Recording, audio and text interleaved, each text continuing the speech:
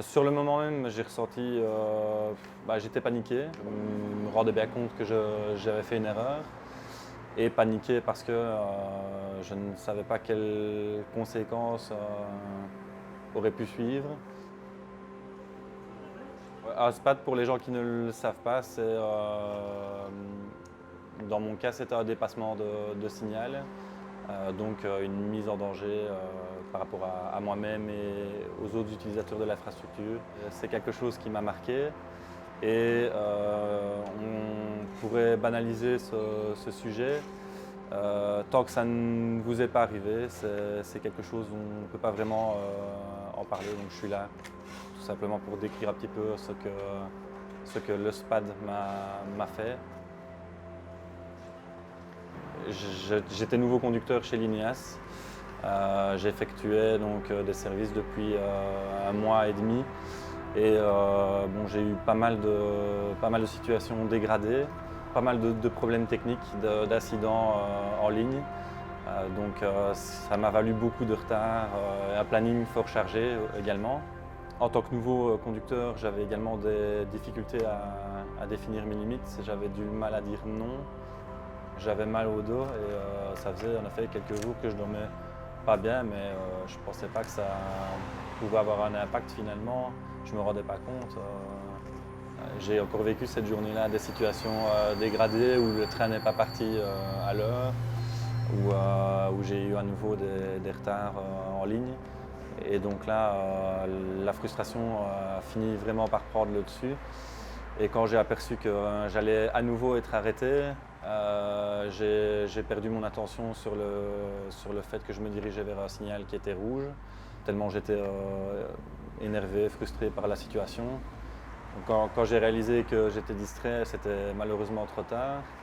J'ai aperçu le signal qui était rouge 100 mètres avant d'y être. Et bon là, voilà, j'ai appliqué les mesures immédiates, donc à savoir le freinage d'urgence, mais avec la charge, le profil de la ligne, puisqu'on était en pleine descente. Je n'ai pas su m'arrêter avant. Et voilà. Seul, sur le moment même, bien sûr que si, parce qu'on se retrouve tout seul sur la machine après une erreur conséquente. Dans mon cas, je suis resté 3 heures, presque 3 heures seul. Et là, on a vraiment le temps on n'a pas le temps de faire le vide, on pense vraiment qu'à ce qui s'est passé. Et voilà, tu es un peu pétrifié jusqu'à temps qu'il y ait quelqu'un qui arrive. Donc les conséquences d'un SPAD peuvent être diverses. Tout simplement, on peut abîmer des appareils de voix. Ça fait des dégâts à l'infrastructure. On a ensuite la possibilité de collision avec d'autres convois. Un passage à niveau qui ne serait pas en sécurité. Donc il y a toute une série de conséquences qui peuvent être dramatiques pour moi, pour le conducteur en premier lieu, mais aussi pour d'autres utilisateurs de l'infrastructure ou même les tiers. Donc je me suis retrouvé réserve non utilisable, comme on appelle ça, suite à mon erreur, pendant environ un mois et demi. Au début, j'étais un petit peu dans le déni, je me disais que c'était pas possible, que ça me soit arrivé, pas à moi. Ensuite, j'ai connu une phase de colère où j'étais en colère contre moi-même. Je me suis rendu compte, du moins, que la situation aurait pu être plus grave. Donc là, j'ai pensé, forcément, j'ai pensé à moi, j'ai pensé à ma famille, voilà, j'ai pensé à tout ce genre de choses.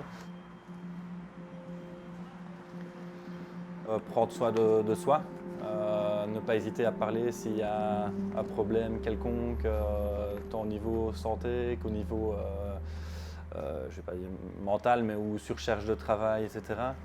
Il y a des services qui sont là pour nous aider, on peut toujours trouver des solutions.